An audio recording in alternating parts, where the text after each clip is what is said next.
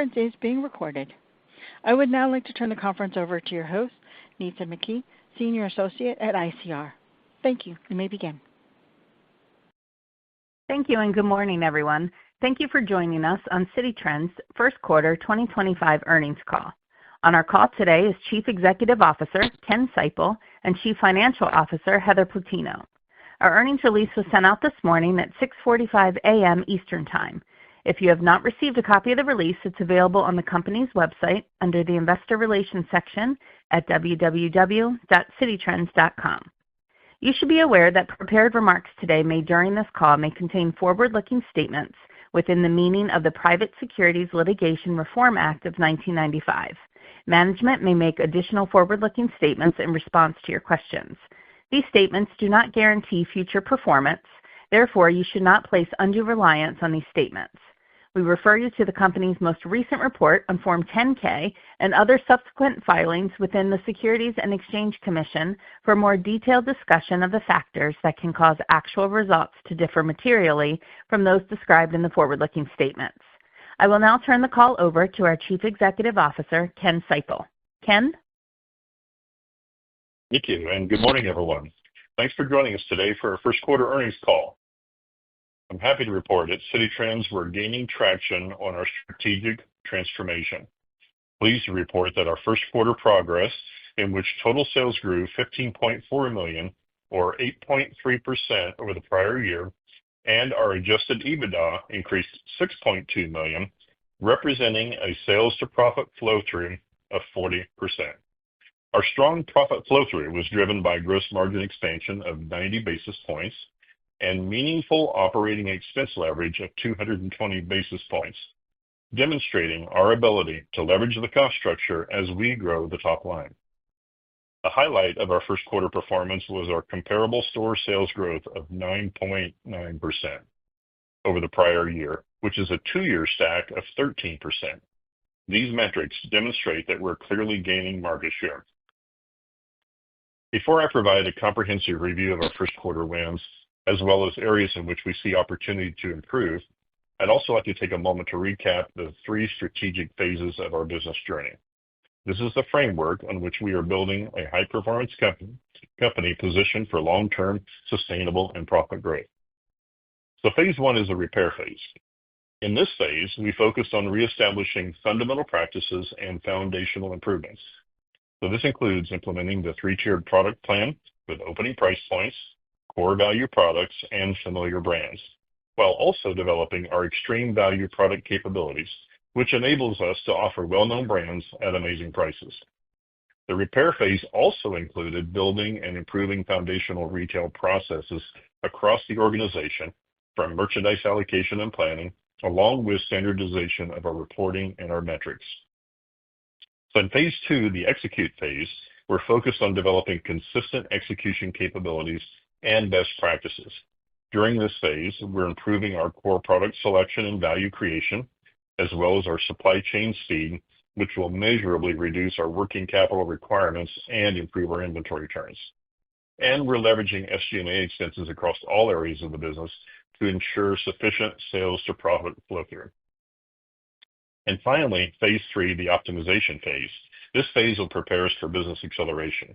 This means leveraging new systems and processes, fueling efficient sales-to-EBITDA flow-through, while simultaneously developing our new store expansion capabilities.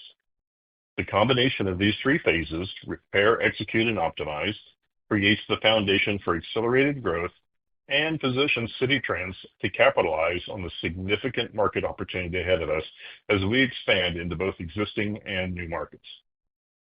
So with that backdrop, let me walk you through what worked in the first quarter, what the opportunities are, and what's next in our journey. So during the first quarter, we made significant progress on our strategic product initiatives. We took another meaningful step toward offering off-price deals and extreme value branded product. Our enhanced focus on delivering exceptional value merchandise continued to resonate strongly with our customers across all of our categories. We achieved strong first quarter performance across all apparel and home categories, and many of our focus categories experienced double-digit growth. Plus-size business, which we flagged as a growth opportunity, showed meaningful improvement in the first quarter. As you might recall from prior calls, we've been focused on rebuilding our footwear business, and the shift to off-prices enabled us to generate consistent top-line improvements in this category as well. In all categories, our merchants continue to improve the product value equation, adding several new brands to the assortment at exceptional prices, while enhancing the style and quality of the overall assortment. On the opportunity side, the accessory business is currently in transition and was slightly below plan for the quarter. We're actively refining this assortment to better meet our customer needs. Our merchants are in the midst of adjusting our offering of handbags, jewelry, and beauty to be more consumer relevant, and I look forward to updating you on their progress here in the future. Looking ahead, we have several initiatives underway to further strengthen our product offering. We're specifically focused on product intensification areas that offer significant growth potential. This includes a broader, more consistent assortment of plus sizes for women and extended sizes for big men. We're improving trend relevancy for our juniors and young men's offering, alongside continual development of our women's accessories and family footwear. And as we're nearing the important back-to-school season, our children's team is laser-focused on building on the strength that they've developed in the market by executing an enhanced assortment of branded and core product. Our comprehensive product strategy, combining our three-tiered approach of opening prices, value products, and familiar brands with our expanding extreme value capabilities, positions us well to serve customers across all income levels while driving both traffic and basket growth. As we also mentioned in the Q4 call, we have leveraged extensive consumer research to sharpen our focus on understanding both the demographics and ethnography of our African American customer base. This research revealed that we have a significant group of average and higher income customers, which creates a tremendous opportunity for us expanding our product assortment to continue to meet their fashion needs. Our customers have responded very positively to recognizable brands at amazing prices, as many of our brands have quickly become some of our best-selling products. As we advance our assortment relevancy, we expect to add a large number of new brands to our product offering this year, with a longer-term goal of ensuring that most desired brands are available to our customers at a strong value. As we've moved deeper into the execute phase of the transformation, a notable highlight has been our substantially improved preseason product planning and in-season execution capabilities. Our detailed focus on planning, combined with enhanced product allocation practices, has allowed us to maximize sales opportunities while operating on a leaner inventory base. As I mentioned, we registered a first quarter comparable store sales increase of 9.9%, and that was with average in-store inventories down roughly 5%.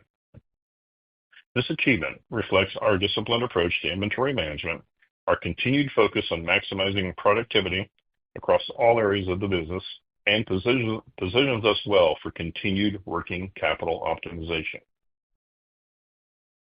Regarding our stores, we've made meaningful strides in consistently executing neat, clean, and organized shopping experiences for our customers. We've implemented new wayfinding signage systems to improve in-store navigation, making it easier for customers to find what they're looking for and enhancing their overall shopping experience. These improvements support our strategy of creating a welcoming environment that encourages both traffic and basket growth. And while we're pleased with our store-level operational improvements, distribution center performance was below expectations for this quarter. Although our DCs still remain very stable and functional, we recognize that there's significant room for improvement in this critical area. We're actively making personnel and process changes to drive improved second-half performance, as efficient distribution capabilities are essential to our long-term success. And we're also in the final stages right now of testing our new AI-based allocation system, and I am excited to report that test performance has exceeded our expectations. We're currently planning for a full chain rollout following the back-to-school season and prior to the holiday period.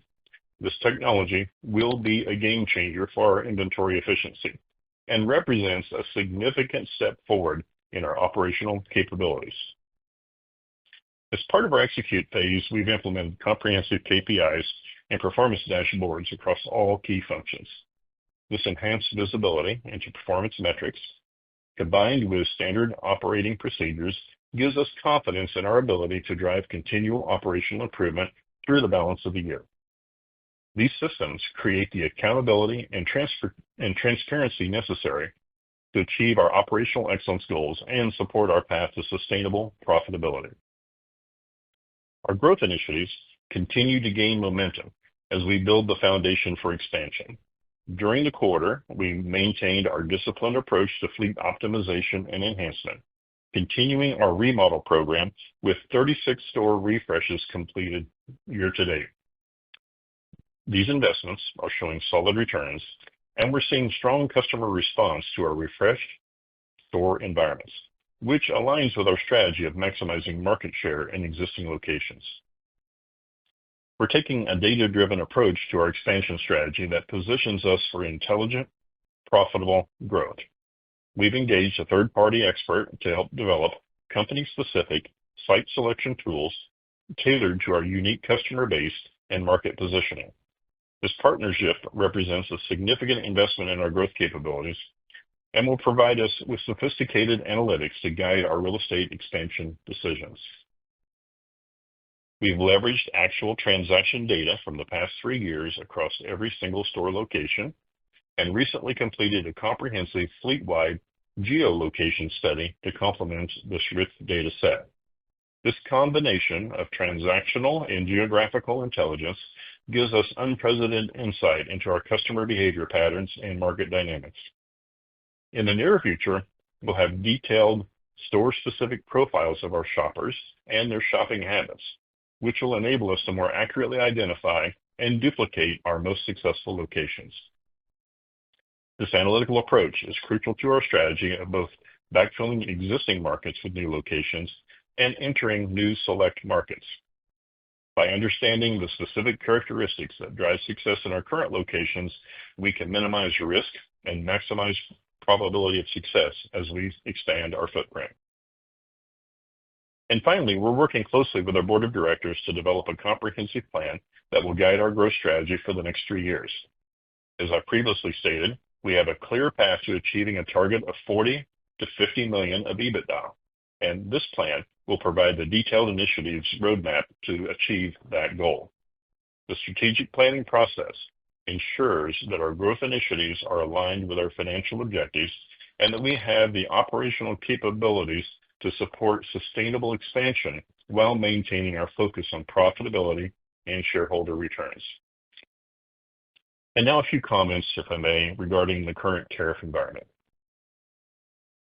As we discussed on our last call, we're maintaining an aggressive approach to business growth while ensuring that we have adequate flexibility to react and adjust to the evolving macro environment. The new administration's introduction of potential changes in tariffs continues to create uncertainty for business, but our teams have demonstrated remarkable agility in navigating these challenges. I'd like to specifically recognize our entire merchant team for their outstanding work over the last couple of months in this unpredictable tariff environment. They have successfully navigated the ever-changing landscape and have been able to hold overall product costs flat, identify alternative sourcing opportunities when needed, and position us to take advantage of off-price opportunities presented by this disrupted environment. Their expertise and quick adaptation have been instrumental in protecting our margin profile while maintaining our competitive price advantage. So while the tariff situation has introduced many challenges, it's also created a good deal of opportunity.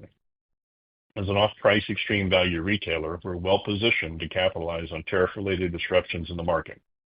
In fact, we're currently reviewing a large amount of extreme value deal flow and expect that deal flow to increase as the fall progresses. In the end, my direction to the team is, in addition to being aggressive and flexible, also stay focused on our strategy. Let's play our game and let's win at our game. So with that, I'd like to turn it over to Heather for a review of the first quarter results. Heather? Thank you, Ken, and good morning, everyone.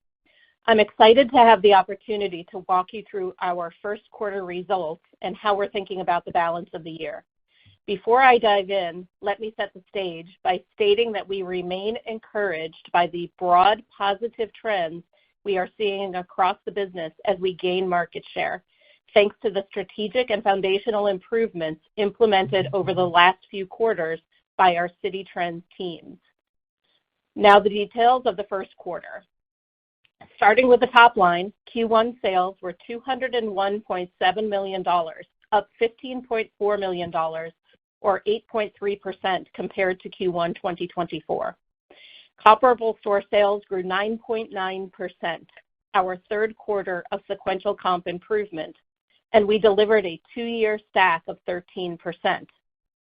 Comp store sales were positive each month of the quarter, starting with low single-digit comps in February, impacted by weather and delayed tax refunds, then significantly improving to low double-digit comps in March and April as tax refunds caught up and the Easter selling season kicked in. Importantly, improvement to last year was fairly consistent across climate zones and store volumes, with broad-based strength across most product categories. We delivered strong results across our retail metrics in the quarter, with increased traffic, mid-single-digit transaction count growth, and strong and improved conversion rates. We also saw an increase in basket as customers showed a willingness to add units while trading into higher ticket extreme value product procured as part of our strategy shift. Gross margin was 39.6% in the quarter, a 90 basis points expansion compared to last year. The primary drivers of the year-over-year increase were higher initial markup and lower freight, partially offset by higher markdowns as we followed our updated approach to take more in-season markdowns, keeping our inventory fresh. Gross margin was also helped by a 70 basis point improvement in shrink as we continue to make notable progress again this quarter, evidenced by improved results from the 179 physical inventory counts taken in the quarter. Adjusted SG&A expense totaled $74.4 million, or 36.9% of revenue, compared to $72.8 million, or 39.1% in the prior period. The 220 basis point improvement in SG&A rate was driven largely by disciplined cost control and the impact of improved top-line results, demonstrating our ability to leverage the cost structure as we grow the top line.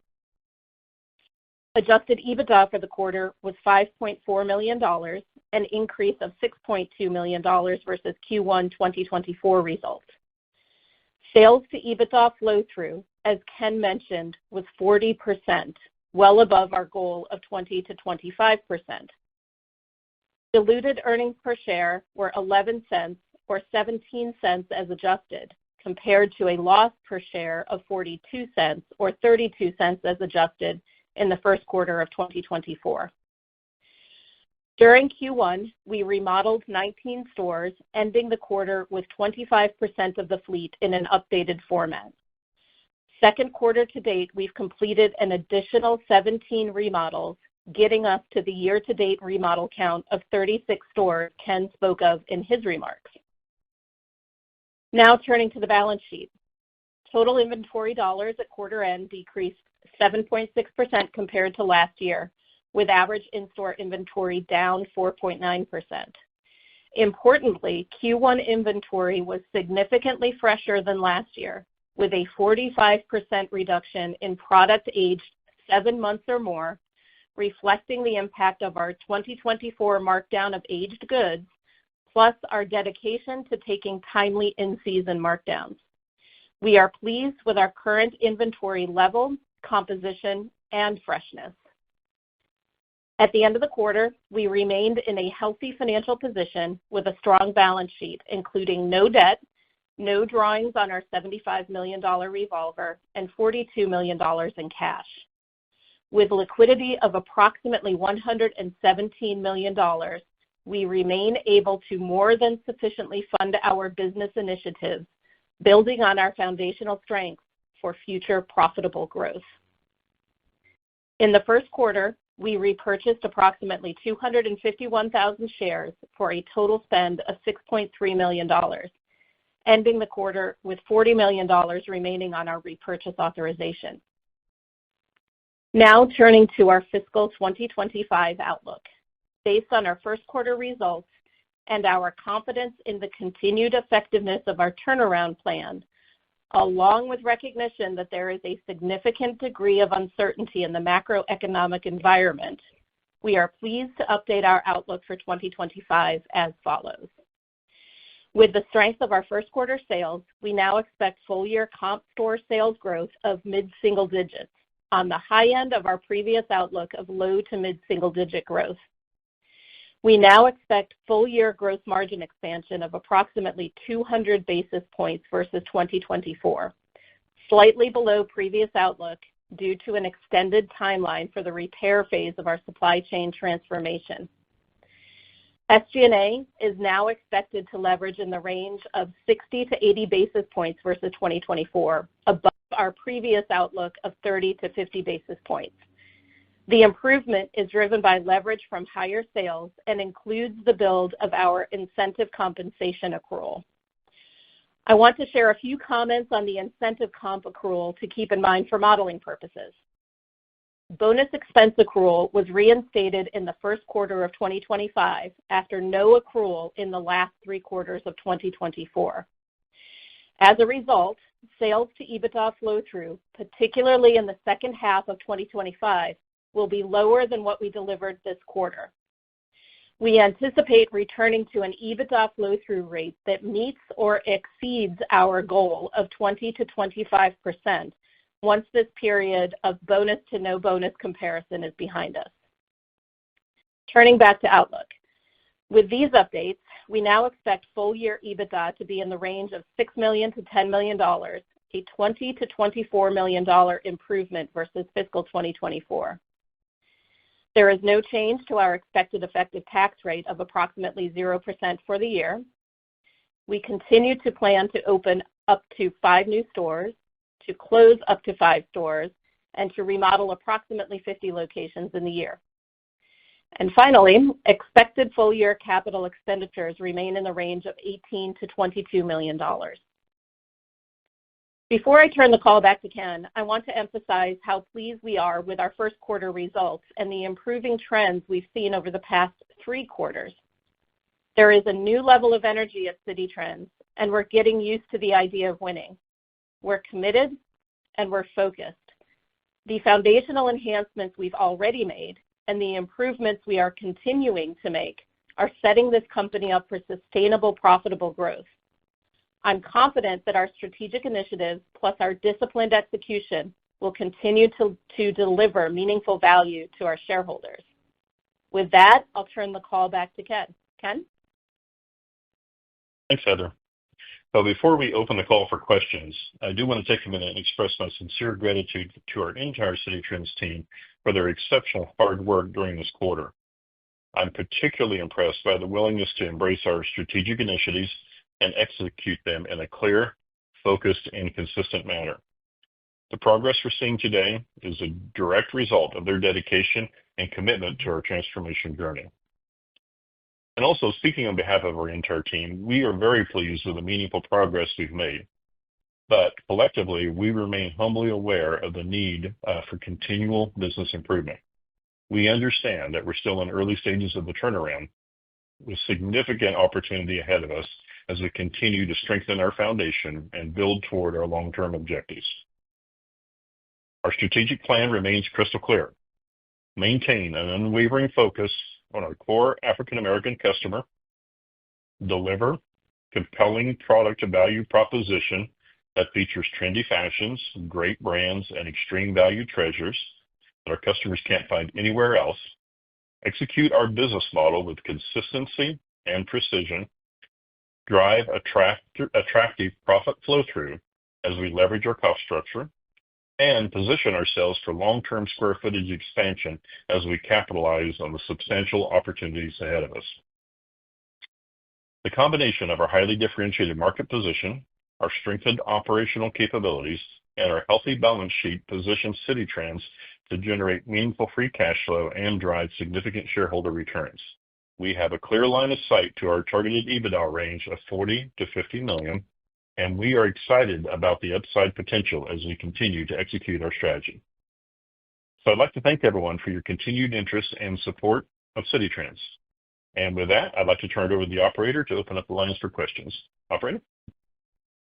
Thank you. If you'd like to ask a question, please press star 1 on your telephone keypad. A confirmation tone will indicate your line is in the question queue. You may press star 2 if you'd like to remove your question from the queue. For participants using speaker equipment, it may be necessary to pick up your handset before pressing the star keys.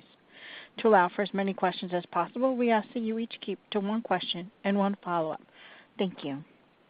Our first question comes from the line of Michael Baker with D.A. Davidson. Please proceed with your question. Okay. Hi. Can you hear me okay?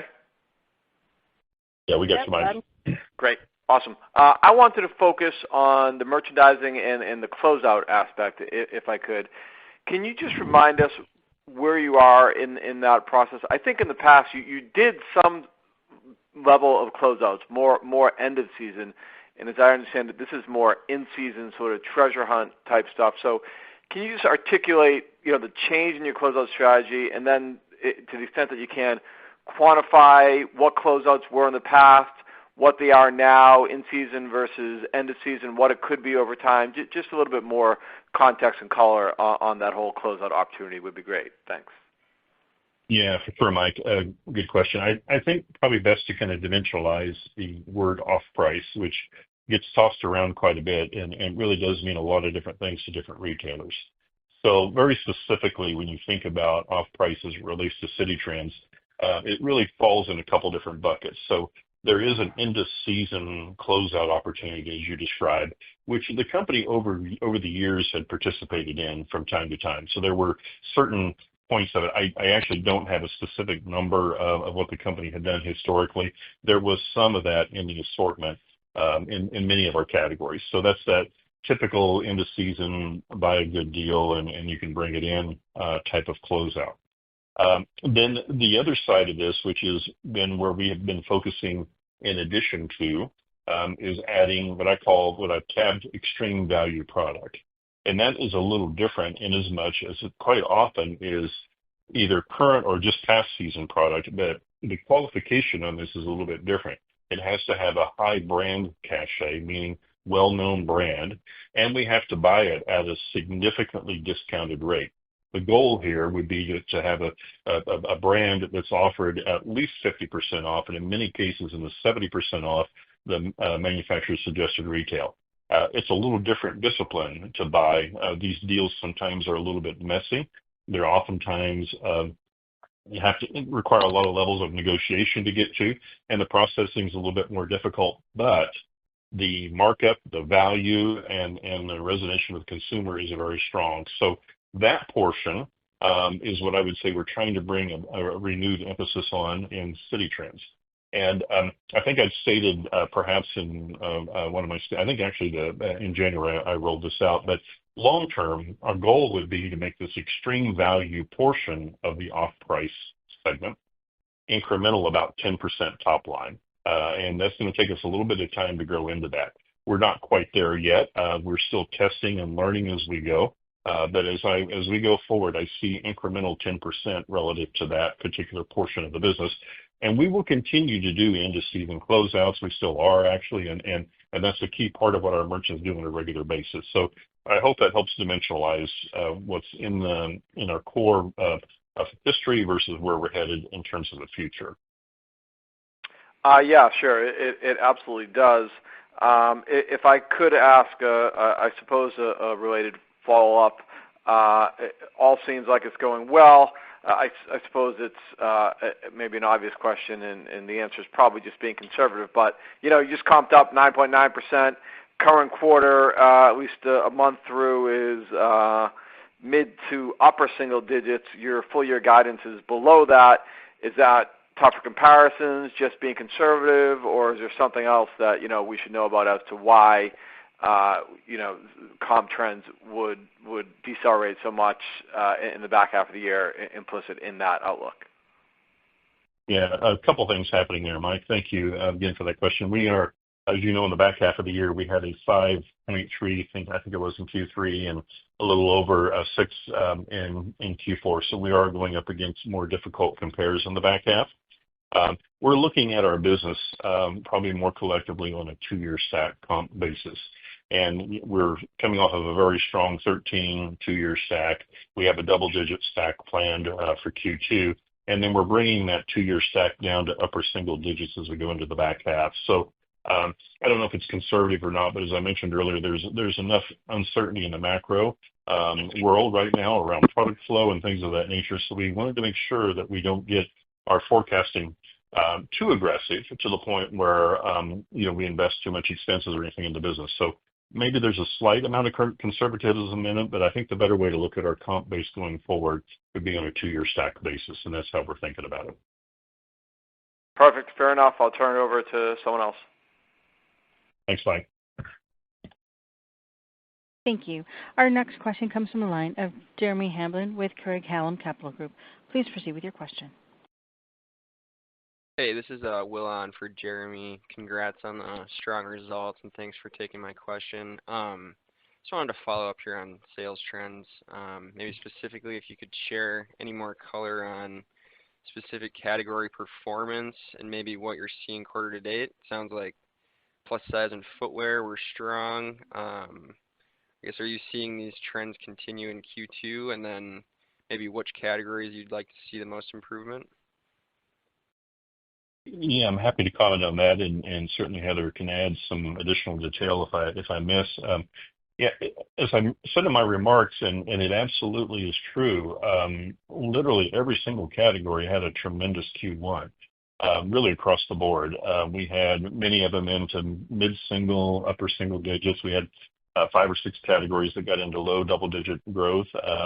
So very strong, and it's hard to kind of distinguish if there was one category that drove the business.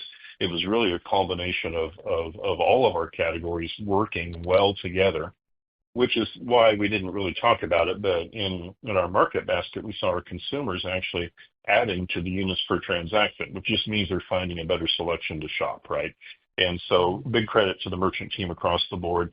And I mentioned that our accessory business was a little bit off plan, but for them, they were still pretty much flat to LY and performing okay. So there's really no standouts one way or the other.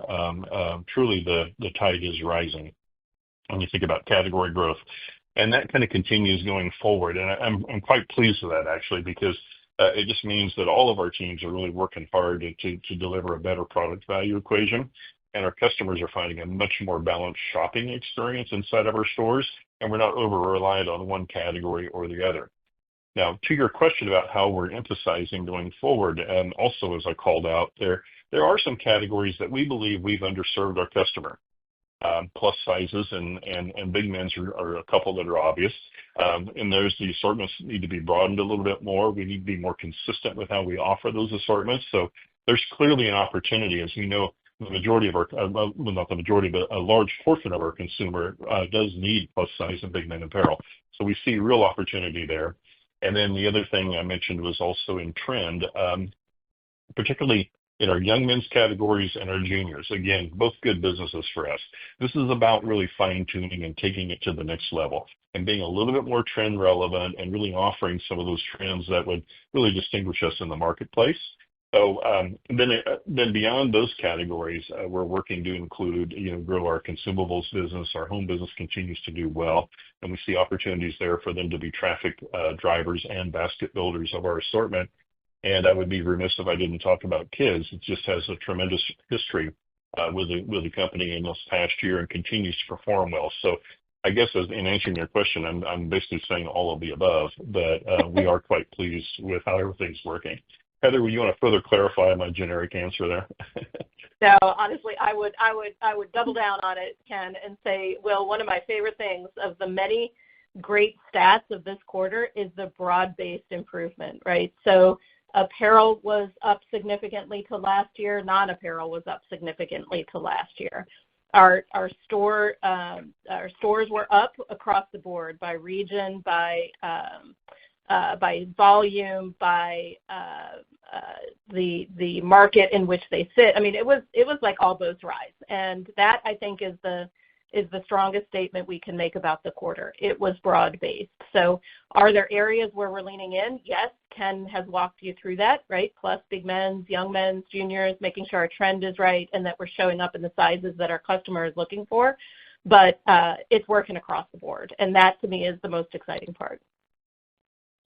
Great. You know, if I may just add one additional thought to that too, because we're talking about categories, but it's also important to understand that across our store fleet, Heather made this comment in her remarks, literally every single region, every single zone is actually improving at about the same rate, and regardless of demography. So we are happy to see that this thing is really resonating across all lines and all customers and all markets right now.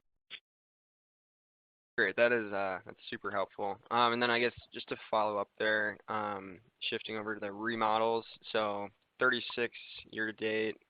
I guess I'm wondering if you're able to quantify what you've seen in terms of performance uplift from the recently remodeled units. It's early yet. Well, I mean, we did our first round of remodels in February, so we've only had a couple of months under our belt. But I will tell you that we're happy with the performance, and it's not inconsistent with prior classes of remodeled stores. Got it. Thank you, guys. Thanks, Will. Thank you. Ladies and gentlemen, that concludes our question and answer session. I'll turn the floor back to Mr. Seipel for any final comments. All right. Well, again, thank you, everybody. We do appreciate your continued interest in our business, and we look forward to updating you on more results in our next call. Thank you very much. Thank you. This concludes today's conference call. You may disconnect your lines at this time. Thank you for your participation.